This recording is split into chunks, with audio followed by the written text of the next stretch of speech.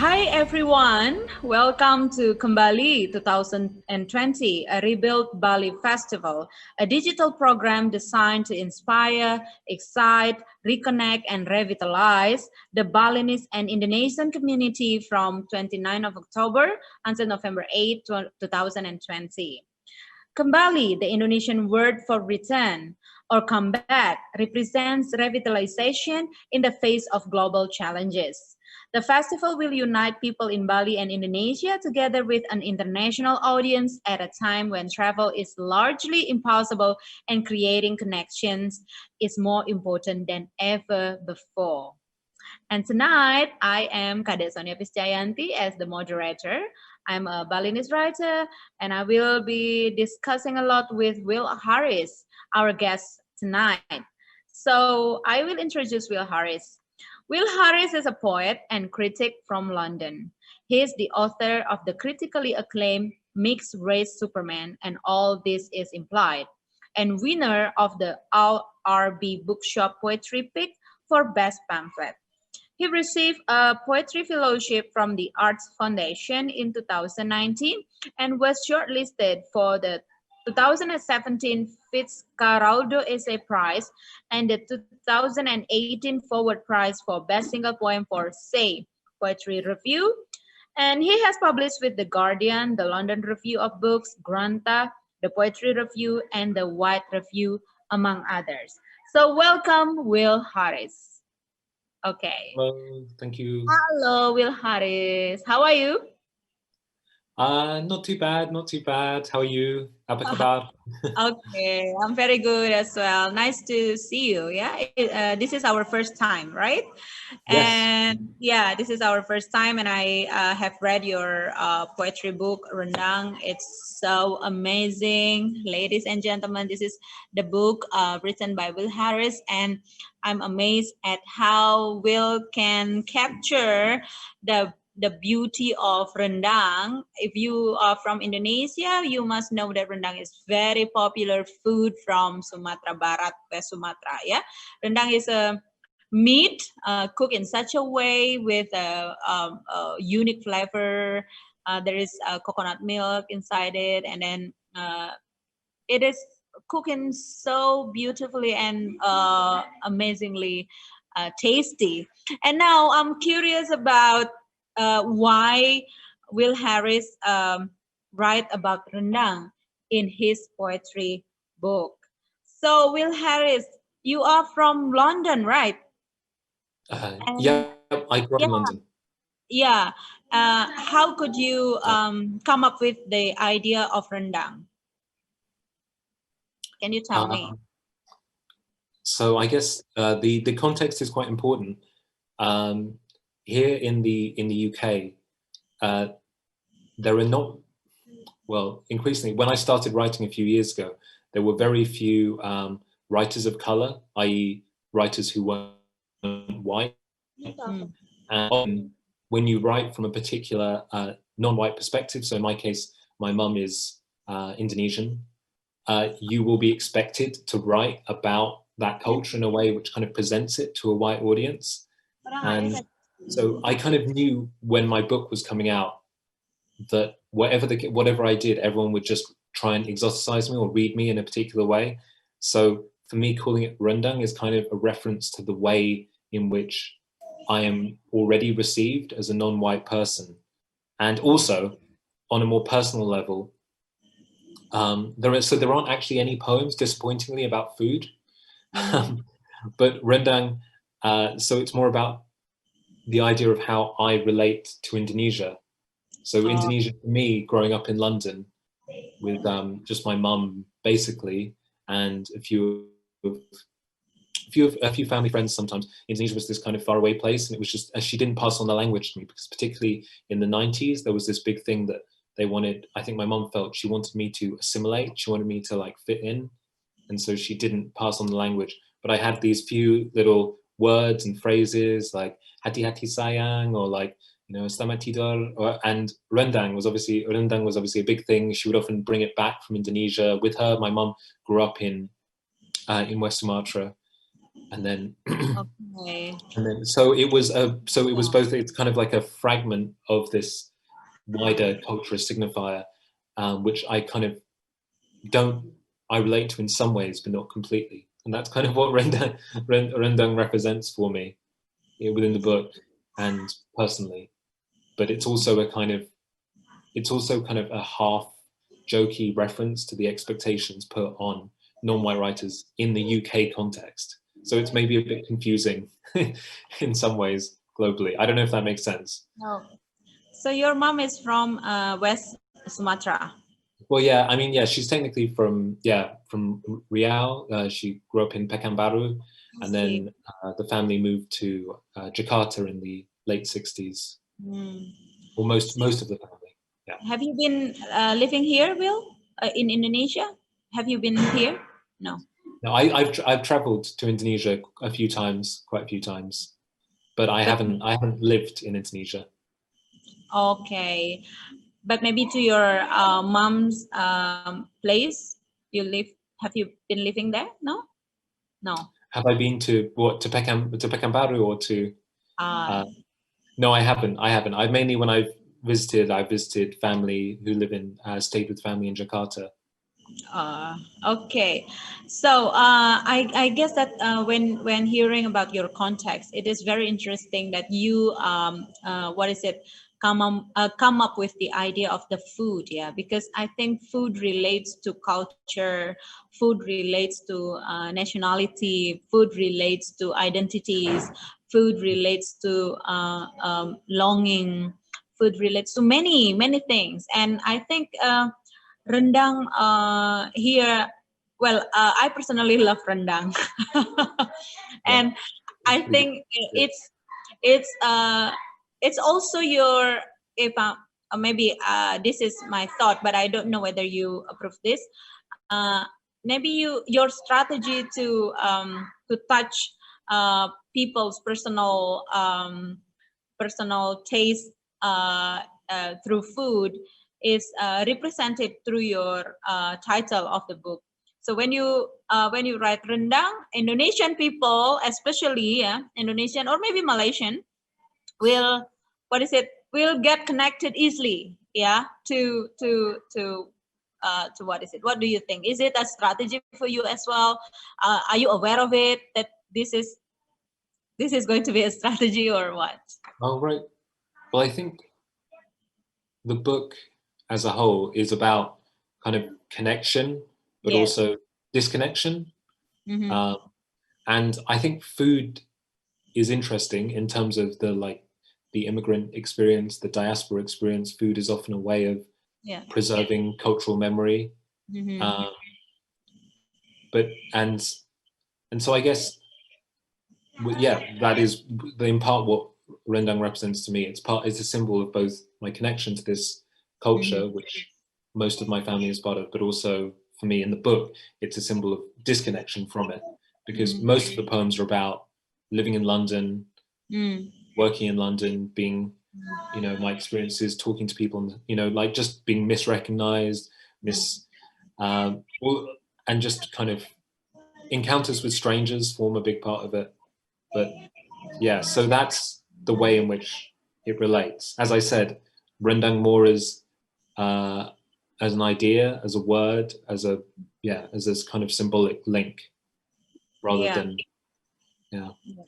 anything I else. think from your poetry, rendang, you wanna, what is it? You wanna see yourself, yeah. I think it's like maybe a reflection of yourself in such a way, and also like what you said, it's a kind of connection and reconnection, and maybe you feel that sometimes you are not connected to it, but you somehow want to connect with it, somewhere in between. So that's why it's also a rendezvous in some ways, yeah. And it is also, I think, a mirror, yeah, a mirror to yourself. Who am I? That is the, I think, the big question, I think, in your Yeah, yeah. yeah. I think that's a really good way of putting it. Yeah, I think writing for me definitely comes from a desire to see and understand myself and where I'm speaking from, who I'm Mm. speaking to.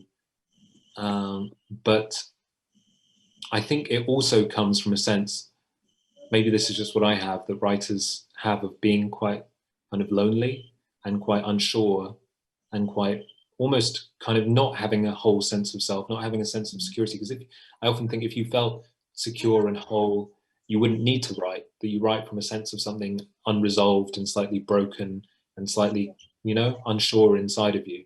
Yeah. I don't know, do you feel that with your work as a writer? Yeah, Like, what do you feel like? How do you use it in terms of as yeah, a way yeah, of seeing yourself or understanding yourself in the world? yeah, yeah, yeah, yeah. I feel that too. Yeah. And I feel when I write something, I feel that it's never finished work.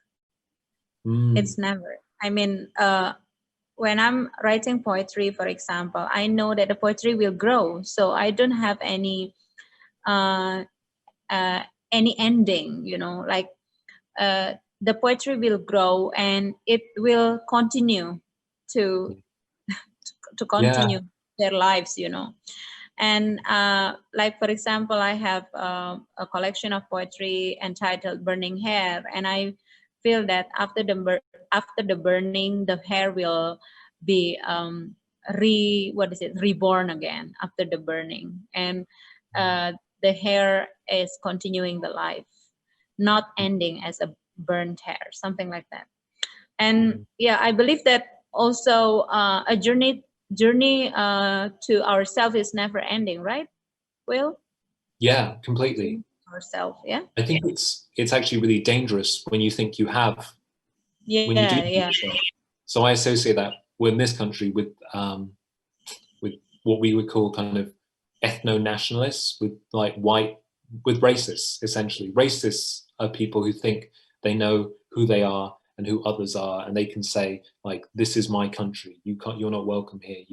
This has been a big rise, a big spike in the last few years in like racist street side reported abuse and attacks. And yeah, it comes from that sense of, I think, of knowledge, of knowing who you are. Whereas if you accept that you don't, that it's a journey, like you said, then you're kind of mm, open in this way mm, to the world and to mm. others. That's Okay, funny. Do you feel like with publishing, I find, because this is my first book, it's quite strange because I feel already a bit kind of embarrassed by it almost, because I'm like, this is who I was over the years that I was writing it back then. And some of it's a bit, that's me then, but I want to, it's not finished. It's just part of that journey. And I want to yeah. be writing new things and moving on. Do you find that with older work that you have, and how you move, how you progress? So okay, so Will, what is it, this book is published in London, right? Yeah, I guess, yeah. In Yeah. So how well is the distribution to Indonesia?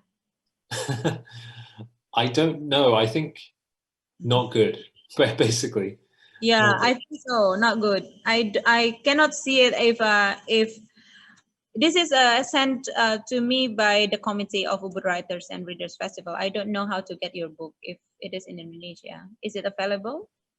I think you would just have to order it online, or Uh, um, or if anyone wants to get in touch with me, I can I can get you a copy. I think the Indonesian readers will be curious about Rendang because it is close to their lives. I think you should you should distribute it to Indonesia. Well, yeah, I mean, I would love to have more contact with Indonesian writers, and um, Yeah. yeah, I mean, it's something. I I feel quite detached from the Indonesian literary world, but I would love to know more about it and to meet people and to talk to. Yeah, it's okay. Now you are connected with me at least. Okay, well, that's good. That's a good start. Yeah. this is the idea of kembali. Kembali means to return. Yeah, I think this is the way, your destiny, your karma, whatever you call it, to get reconnected with Indonesia. Yeah, to be back to your root. Yeah, I love the what is it? Your poetry about root. Yeah, I think. Wait, you talk a lot about root here. The first poem, it's kind of, it's quite complicated. It's kind of a pun on. Do you have on roots? The roots of a word. Yeah. Etymology. So where they come from. So a lot of Indonesian words are Arabic or Dutch in origin. Those are the roots of the word, or from like local languages, indigenous languages. And so it's about, someone sent me a recipe for a Malaysian friend actually for rendang, but they spelt it rending, like rending, which means to break apart, to rend. And so I was like, I had these two words in my head and I was like, ooh, rendang, rending. But obviously they come from very different roots, as in like one is Indonesian and the other rend, I think it's like a German word originally, maybe old German. So it seemed like a kind of almost like a metaphor for my experience, which is that you have this this connection, this kind of visual connection, like people assume I'm Asian, I'm Chinese normally. And I sometimes I explain to them my mom's Chinese Indonesian. Anyway, but it's like a kind of visual pun almost, because how the way in which you can look similar but have different roots and all the ways those things overlap. So that's that's what that poem is kind of about. I think it's an audio pun as well. Yeah, it's not exactly. It's an audio.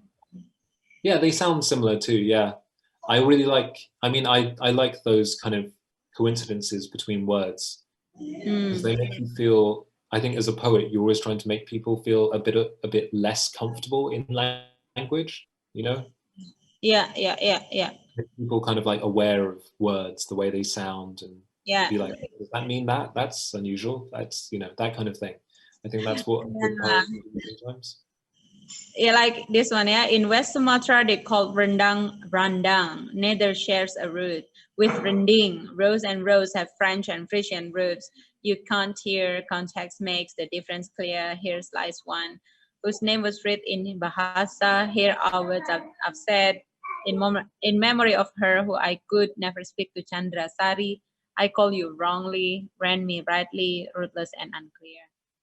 Yeah, I think this is something that is very, very interesting to read. Because I also write poems. So usually I have rhyme and then a rhythm in the poetry.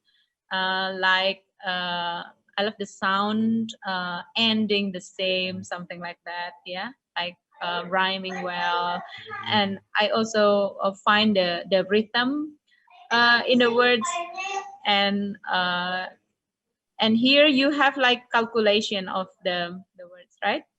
Yeah, there is. You have the structure. You have the mathematics, the math calculation here. I know. A fellow poet. Yeah, you can tell. Yeah, I also love. I always used to write. I used to write all rhyming poems and poems with a set meter, beat, rhythm. It's really. I think it's really something because it forces your mind into different places. One poet said it was like cycling downhill, and it forces your feet to move in a set, along with the bike. So I kind of think that rhyme is like that. Okay, how will you read this one? I'm curious when you read this one. Which one? The first poem? The first one, yeah. This one. Yeah. So this poem, the first one it's what's called a concrete poem usually. So it's like a visual poem, but I think you can read it as well. So I took all the words in the dictionary beginning rend, or run, and arrange them in order over time of first use. And so they're from lots of different languages. And yeah, do you want me to read it? I don't know, I could read it. No, this one already, okay. I want you to read the first page, like what I've just read. Oh, you want me to read what you just read? Ah, okay, yes, I can read that. Okay. Okay, yeah, this poem, yeah, and so rose and rose, that was a reference to both the flower and the past tense of rise, as in I rose out of bed. Yeah. And it's also a poem for my grandma, my grandmother, who died while I was writing the book.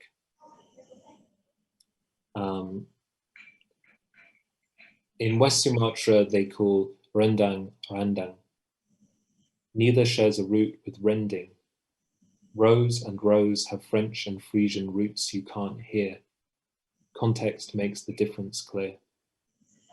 Here lies one whose name was writ in Bahasa. Here are words I've said in memory of her who I could never speak to. Chandra Sari, I call you wrongly, rend me rightly, rootless and unclear. Oh, I see. Woo, so good. Like it so much.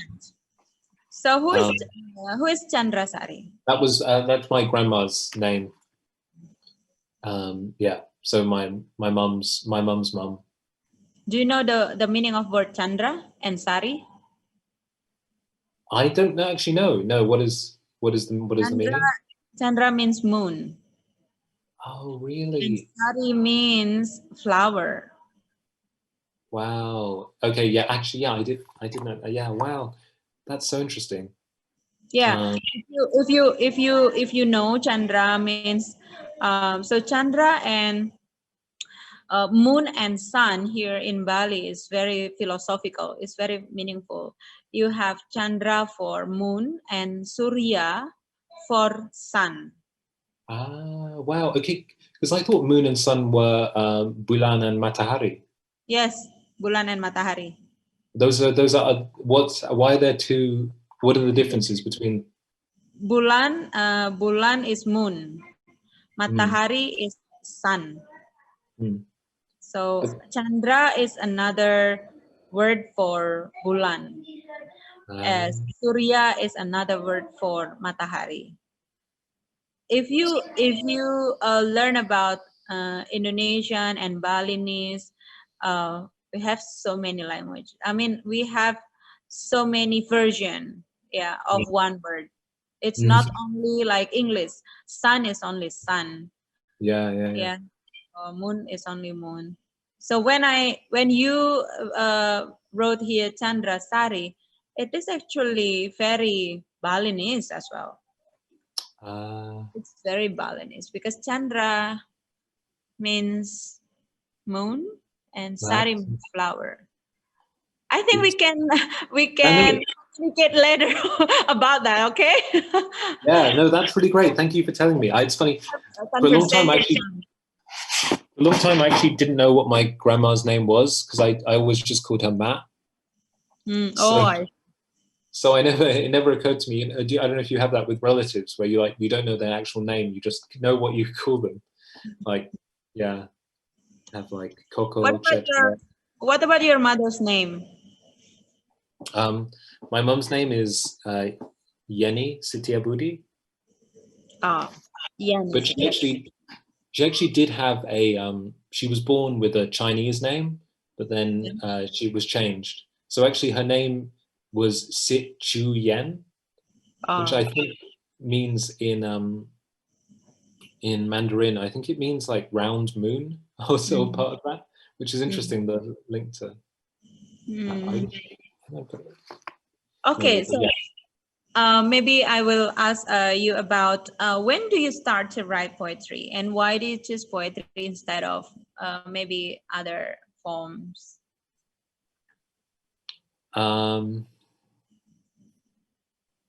I guess, like I say at the end of that poem, it's kind of a good way of being unclear, or if you feel unclear, you don't have to resolve it. I always found all the other forms of writing kind of much harder for that. you have to have a plot or a story or character, you know, whereas poetry, it can just be about words themselves and sounds. I guess I liked music a lot, like Yeah. songs. And you know, in song lyrics, they don't have to like mean anything. Often the best song lyrics are like, what does that even mean? It would kind of mean something internally. It doesn't have to mean something logically. And I think that's what I always responded to with poems. The idea that they kind of meant something, but the meaning was always out of reach. Yeah, probably, yeah, when I was a teenager. When you were a teenager, yeah. But you also write essay, right? Essay critic. You're a critic, yeah? Yeah, I write essays and reviews sometimes. Sometimes not so much, because they take me too long to write. Because I like a lot of poets, I write very slowly, like often. And also I hate writing reviews and essays is very hard, because you're writing in a way to make an argument, to communicate something to people, so you kind of want it to get it absolutely right. Whereas poems, I feel ultimately they can't be wrong or right. I don't even think poems can be good or bad. I just think they are what they are. That's kind of what makes them beautiful, as you know, that you can't judge them by normal standards. But with an essay, I feel like it can be wrong and it can be bad. So I try. That's why I do that a bit, but not so often nowadays. Okay, so you, what is it? You receive a lot of award, yeah, and prize for your work. No, not a lot. I'm still very poor. Don't worry. It means that your poetry is it's very different. It's very different and it's very unique than the prize is given to you. So what do you think about, you have previously said that we cannot judge a poetry, right? But there are so many awards that that finally we understand that it is because of a judgment, right? Sometimes it's, but what I do you feel think? What do I you feel think like about award thing in the poetry world? I feel like awards exist because people are afraid of their own judgments or don't know how to judge. So they just want to look at something and be like, oh yeah, it's got a gold star, it must be good. You know, I don't have to worry about it. And I think they can be useful sometimes, because a lot of stuff is published and it can be useful for shedding a light, you know, for raising up work which might otherwise not get attention. But in general, I don't like the idea it plays into that there is good and bad and right and wrong.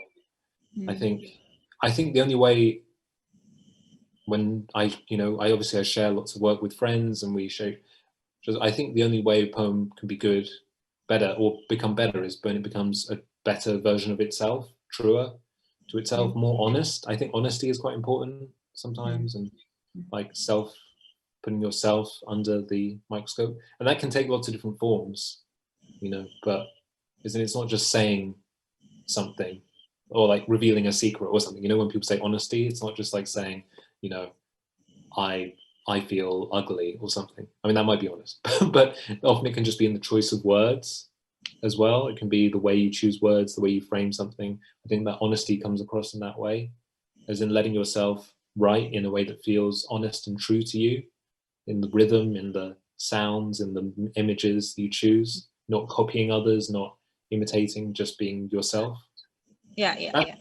That's one thing I think is how important.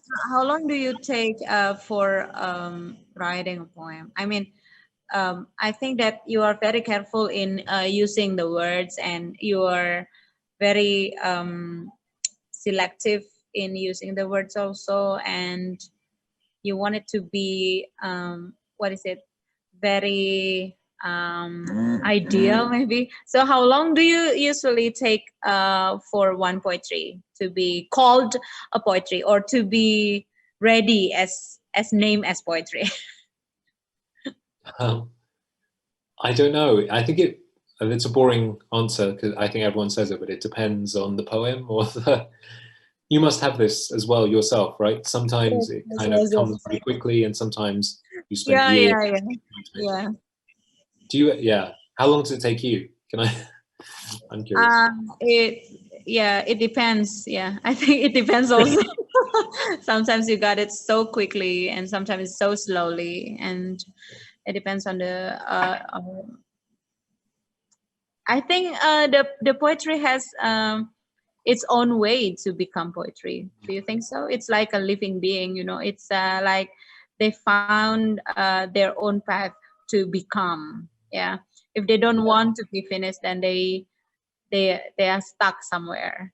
But Yeah. if they really want to appear, then they can be there easily. I Mm. think it is very philosophical actually. Yeah, sometimes we need to trust the time. Yeah. Like everything has its timing, its perfect timing, and wise people say time time is never late. It's always on time. Yeah. And, and it happens to me. I think.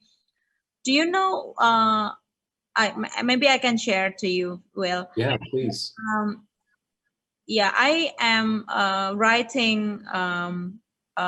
Firstly, prose fiction. I'm writing prose fiction firstly, and then I'm writing drama secondly, and then long before I have this what is it dream to write poetry, but I hold myself like I regard poetry is the most difficult thing to do, like so I hold myself that I will not be able to write poetry because that is too holy. That is too Um, high, that is too ideal to be achieved. So I regard myself to okay, I just write prose fiction instead of poetry, but that's too difficult. But then in the age of 33, yeah, just 3 years ago, I decided that okay, I think I'm ready, and the poetry in myself is ready to be born. So I wait for such a perfect timing to consider myself to write a poetry, because I think poetry is the last uh and not the last, I think the highest in the in the position of literary work, because it's so you know uh, so complicated to tell. What do you think? Do you think that poetry is the most difficult? What is in your case? What it happened? can be. I know what you mean. It can feel like that sometimes, but I also think it can be the simplest. It often involves the fewest words on the page. It often takes the shortest time to write compared to prose fiction. Mm. And often I find when I've worked with children, children write the best poems. Yes. They'll like put something. Do you have children? Yes, They I the way do. they the way that children will phrase something, and you're like, Yeah, wow, yeah, I could have spent. That's the best way to describe yeah, that thing I've ever heard. And that's yeah. yeah, That's why when I have my second child, my son is born, then I decided to write a poetry because it's so poetic to have to have such a beautiful experience. Because yeah, it's I feel like poetry comes to me, and uh, they said that I want to be born. Why do you hold me so many years? Why do you keep me uh, this long? And I was at that time I was not confident enough to talk what it took to what is it to publish my poetry or to introduce myself as a poet, you know, mm, because here in Indonesia, if you consider yourself as a poet, I think it's a very high status. uh, I think, yeah. but then It's a uh, bit like that here. Yeah, Oh yeah, yeah. So it's a like, and I wrote my poetry in English, not in Uh, Indonesian. No, because I think that if you write Indonesian, it's much more complicated. I mean, because Indonesian language is so what is it? Much more what do you call it? Yeah, deeper with more metaphors rather than English. So mm, I feel better to express it in English. Have you oh. ever tried to write in Indonesia? Will, can you write in Indonesia? No, I can't. I'm not good enough. I'm not good enough. I You read sometimes Indonesian? Do you read Indonesian? I'm not good enough. I'm actually trying to learn Mhm. now. I'm trying to Mhm. learn, and I would like to.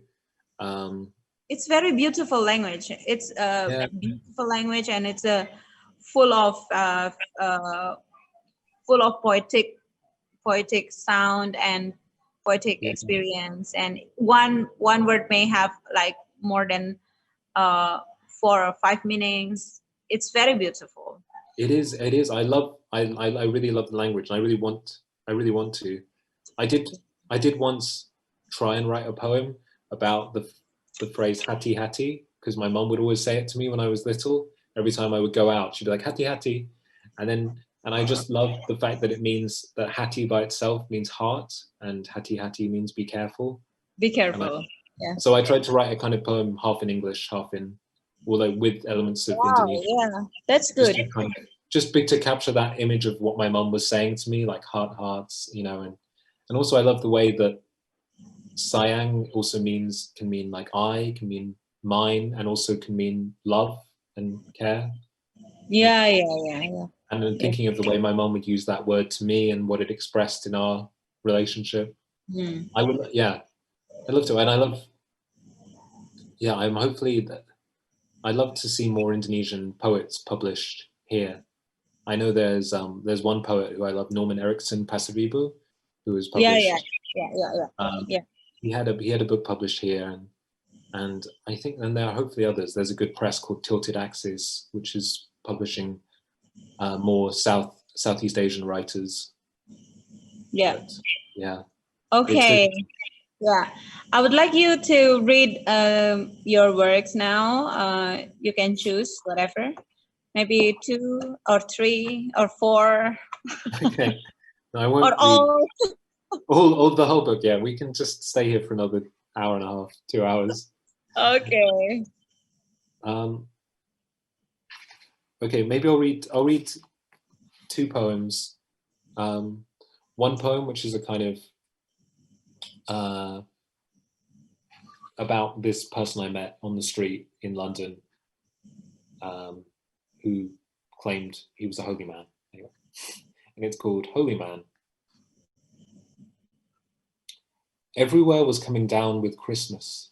The streets and window displays ethereal after rain. But what was it? October? Maybe I'd been thinking about why I hated Tibetan prayer flags and whether that was similar to how I felt about Christmas. Things become meaningless, severed from the body, of ritual, of belief.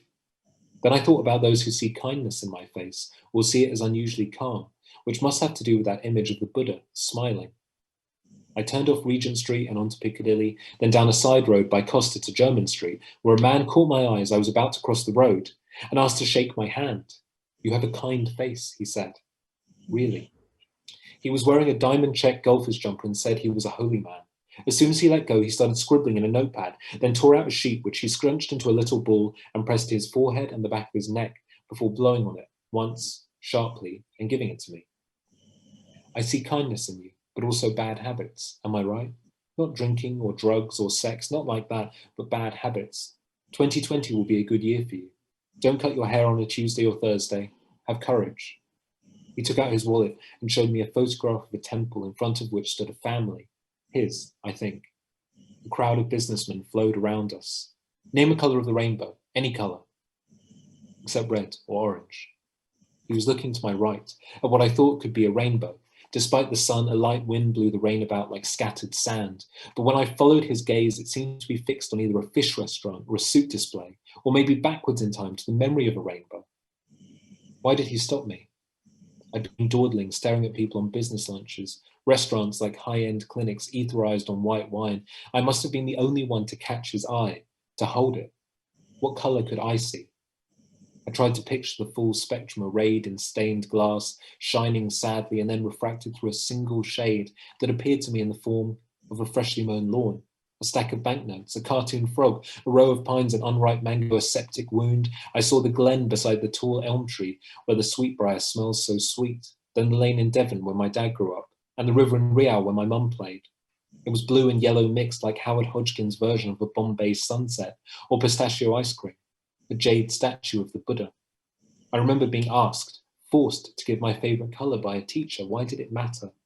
Which was the color of my favorite Power Ranger, of the knight beheaded by Gawain, of the girdle given to him by Lady Bertilac, and chose the same again.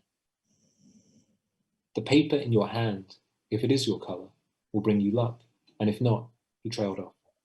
First hold it to your forehead, then the back of your neck, then blow. I unscrunched the ball. Now put it here, he said, opening his wallet. And money, please. I had no cash. Nothing? He looked me in the eyes and said again that he was a holy man. I felt honor bound to give him something. Up and down the street, men rode to their important offices. I told him it was my favorite color, or had been, and as I did, I saw us from a distance, as we might seem years from now, scraps of colored fabric draped across a hall, which taken out of context signified nothing. And I flinched, waiting for the blade to fall. Wow. So good. Do you want me to read that short one quickly? Yeah. That short, okay. Yeah. This is another poem kind of about, it's about misunderstanding. Again, it's about the words Budlia and Buddha sounding similar. Yeah. Budlia is a flower. Yeah. And it kind of rhymes a little bit. Okay. Yeah. Yeah. Budlia, not Buddha, chanting in bloom. My soul, before I knowed it, chanting too. I ran down to the tube and from Gray's Inn Road to Farringdon to the Golden Lane Estate. Budlia, not Buddha, chanting in bloom. I went not caring where I went, how late it was or why, but barred at every turn I took and every church gate chained. Budlia, not Buddha, chanting in bloom. Grey it grew and far from home until I had to stop. My bundling found me on a bus and eyes closed, there I cried, waiting for the sky to gape and let me crawl inside. Budlia, not Buddha, chanting in bloom. Budlia, not Buddha, buddling on my tomb. Okay. Okay. Do you? So what is actually, sorry, Budlia?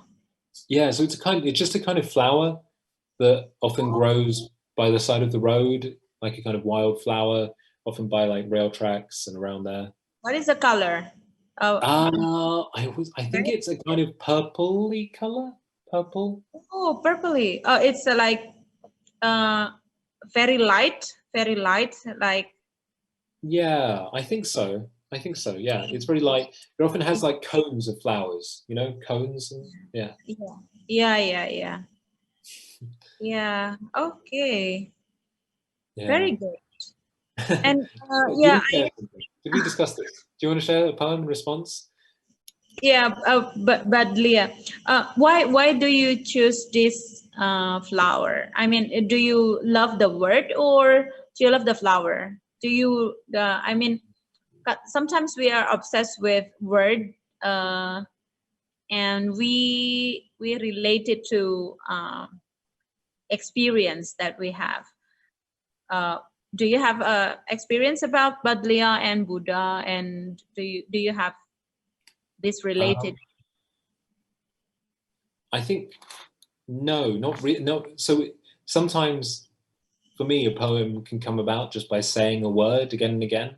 I think I must have just seen it somewhere and just said it in my head and being like Budlia, Budlia, Budlia, and then it doesn't, and then it takes on this role. You know, I guess it does. Things start to attach to it, but the word itself doesn't mean anything. And I guess I thought it. I wondered if it was related to the word Buddha, but it isn't, obviously. But then I just thought of, you know, that kind of like the ritual of saying words and how poems, and I guess in that poem, it was almost like about sanity or like mental health, how you like hold on to how poems or ritual or repetition can serve as well to kind of keep you from kind of spiraling out, keep you from like falling into the abyss, chaos, disorder. Yeah. I think it's very interesting. So some of your poetry actually very prosaic. Very prosaic means that it's Prosaic, prosaic. Yes, I because I teach poetry, and I feel that when I'm teaching kind of poetry like this, I tend to I tend to see it as a story in the poetry form, or a prosa in the form of poetry. But then it's still a poetry, but it's prosaic. Yeah.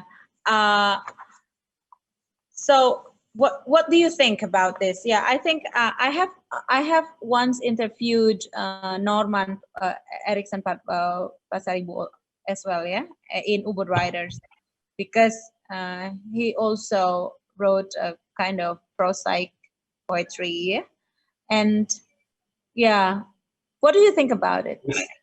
I'm curious what he said. I want to. Sometimes we are very we are very strict on this is poetry, this is prose fiction, but now there is a prosaic poetry, or sometimes very poetic prosa. It's they call it prosa or prose, but but then it's so poetic. Sometimes they call it poetry, but it's so prosaic. So how do you see this?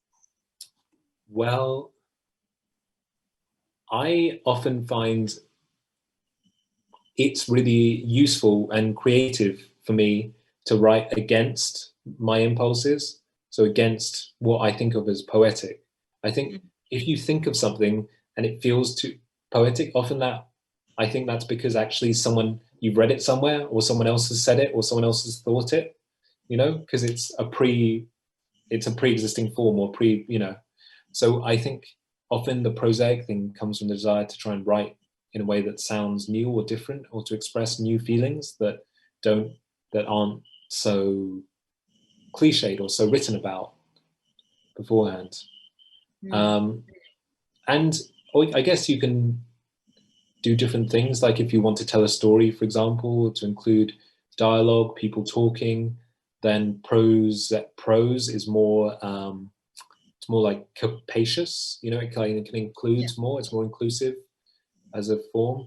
Whereas often if you write in a very heightened poetic or lyrical style, it drives you towards a certain kind of expression, which is very like I-centered, very like about a feeling that you're feeling in that particular moment. So for me, prose can take on other experiences, often the experiences of other people in particular. And so that's why I like it. Thank you. So actually we have only 5 to 7 minutes more, do you want to we have 10 minutes to go, okay. And I don't know that this can be so this can be so exciting, interesting, because I was thinking that talking about poetry in 1 hour, only 2 of us, and actually we can, oh my god, when we can, it take us forever, right? yeah.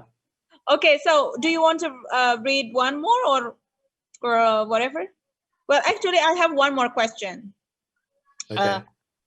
During this pandemic of COVID-19, how do you feel about the use of poetry in in terms of building emotion. Yeah, do you think that poetry can somehow fix mental issue, or because some of people now are very depressed, you know, with this condition of COVID-19. They cannot go anywhere, they cannot work as usual. Where do you think poetry can take place in terms of building up emotional state or whatever? What do you think? How do you see poetry can present, yeah, in this situation? Well, I guess there are two ways in terms of writing it. I think it's really nice to think that more people have been writing poetry, because I think it's a very free form of writing. I guess like these questions about prosaic poetry, is it prose, is it poetry? Well, the best thing about poetry is that it kind of can be anything.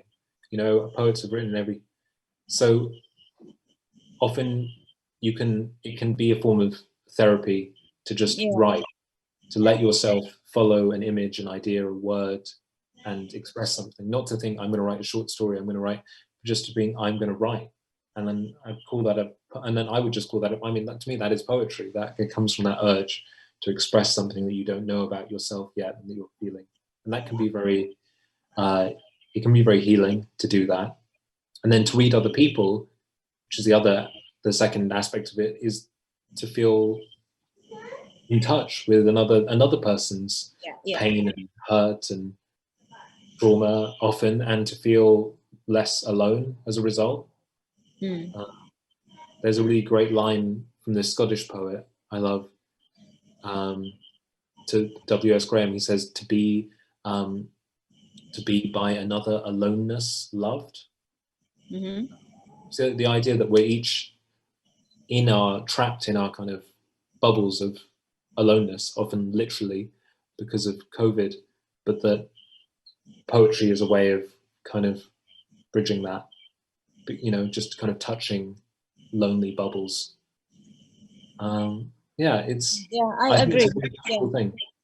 It's very human. I mean, very raw, very direct in that way. You know, I guess like singing. You know. Can you sing? Can you sing? Can you sing? Can you sing? I wish I could sing. I wouldn't mind if I could sing. You did you say you can? Maybe you should sing us out. That would be a nice way to end this interview if you wanted to. Okay, I will sing my poem. Right. I will one day burn your tongue, not even a word coming out your tongue. That day you will beg me not to burn your tongue. But my fire is on to burn. As I burn, I let you watch your burning tongue. Something like that. Oh, wow. That is about burning tongue. Here in Indonesia, we are always taught to hold your tongue. But then now, not many people hold their tongue, and tongue can make words. So, sometimes. In my wildest imagination. So, people who cannot use their tongue better burn it. Okay, Will, thank you so much. Do you have final statement, because we are running out of time? And of course we can have a conversation about our works, after this. I think we want to talk more, we want to discuss more with you. But then yeah, if you have anything to say, anything that I forgot to ask you, anything that you want to say more, or your comment about my poem is okay. Whatever. Okay. Yeah, I don't know. I don't think I have anything to add. I thought your poem was a beautiful way to end it, because a burning tongue is such a beautiful image. Because it makes me think of you know, in the Bible. Because I went to a Catholic school, so we were taught about the Pentecost, which is when the disciples, after Jesus dies, this kind of fire comes down and possesses them, and they speak in tongues, and then they can go around the world speaking every language and spreading the word of God. So it's this idea of like, you know, kind of like religious, you know, or the idea, the ability to speak to everyone, but also obviously it's painful and dangerous almost, and yeah, it's kind of got both sides of it, which is almost like what being a poet is. You can, the kind of responsibility, the weight, but also there's this kind of freedom to express. It's really beautiful. I will send you the copy. I mean, I have the book, and I will send you, because I got your book, and now I will send you. Yeah, I always love. Yeah. Okay, so what is your last maybe message to other poets in the world or in Indonesia, in as a experience, as an experienced poet, maybe what is your words to young poets, yeah, and young poets who just started to career as a poet? What is your word? Maybe okay, actually, I also need to learn from you. Okay, well, actually, okay, one thing I found, and this is even just like a few years ago, when you get, well, you should share your work. I think share your work, reach out to people, connect with people. People are generally more like generous and friendly than you think, and want to also share and be shared with. And if someone, when people criticize your work, I think don't take that to heart. Instead, use that criticism. Often the things that people criticize you for are the things that make your work distinctive and most you, and never conform to what is expected. Become the truest version of yourself. So embrace whatever you feel is most wrong or uncomfortable or, you know, not good in your work, whilst also sharing it, I would say. Okay, thank you. It touched me deeply, because one day, okay, before I published my book, there was one critic who criticized my book, and I was actually at that time was broken-hearted, and actually, I feel that I think I'm not going to be a poet, because of only one criticism. But then a lot more support I got from my circle, and yeah, I think the poetry destiny does not depend on one person who said bad about it.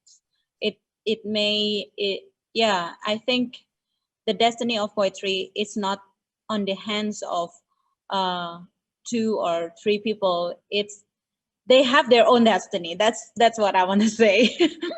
And sometimes, yeah, sometimes we are too hard on ourselves as well, and yeah, or people are too hard on us.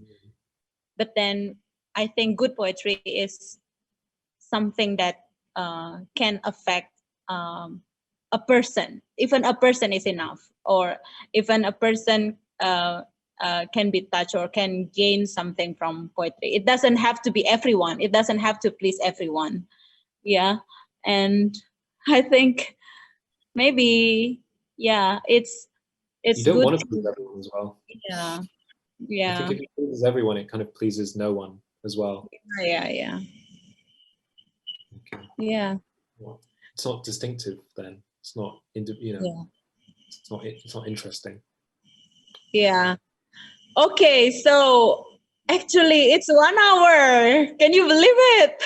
Yeah, wow, that did really fly by. Yeah, I was thinking that this was quite a long time as well. Just It's very good to know you, Will. yeah, you too. Though this is our first time meeting Mhm. through online, and I am actually not really what is it?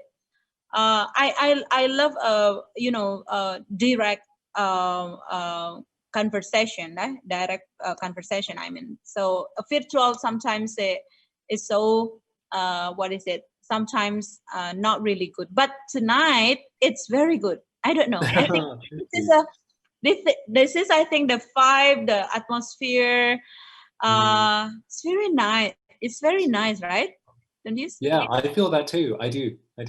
Yeah, Yeah, really. yeah. I Yeah, think thank you this is so a much. very good night. It's a very good night. Yeah, Thank great. you, Willa. I'm so happy. Yeah, I'm so happy to have such a meaningful conversation with you. yeah, And what do you think? yeah. I'm Yeah, very grateful too. Yeah, yeah. terima kasih. Okay. So, yeah, I'm going to close our conversation, and I will maybe what to say. I will send you email, and I will send you my book later. Okay, Mhm. so okay. Love that. Kembali 2020 was made possible with the support of the Yayasan Mudra Swari Saraswati Patron Program and their donors. The Patron Program was created to seek assistance for the survival of both festival and the foundation. By making a valuable contribution to the Yayasan Patron Program, you will be directly involved in delivering both festival in due time. Your contribution will guarantee the future of Indonesia's most meaningful cross-culture platform of words, ideas, culture, and the creative arts. Follow Ubud Writers Festival on Instagram, Twitter, and Facebook, or visit ubudwritersfestival.com for more information about the Patron program. Once again, thank you, Will Harris. Thank you. And thank Thank you, you Sonia. so much. Thank you Thank so much. And I'm sorry if I have some mistakes in delivering the conversation. Okay. you. And I'll see you again maybe next year Great. if if this pandemic is over. We can meet directly, which is much more, I think, Mm, much more exciting to have, right? that is the dream. So Yeah. if you come to Indonesia, don't hesitate to contact me and we can Oh, have wow. conversation like this. Yeah. I will Okay. do. Do you have Thank you. something to say? Okay. No, you said it. You said it all. You said it best. Okay. Thank you so much. Thank you. Thank you. Thank you. Thank you. Bye. Uh,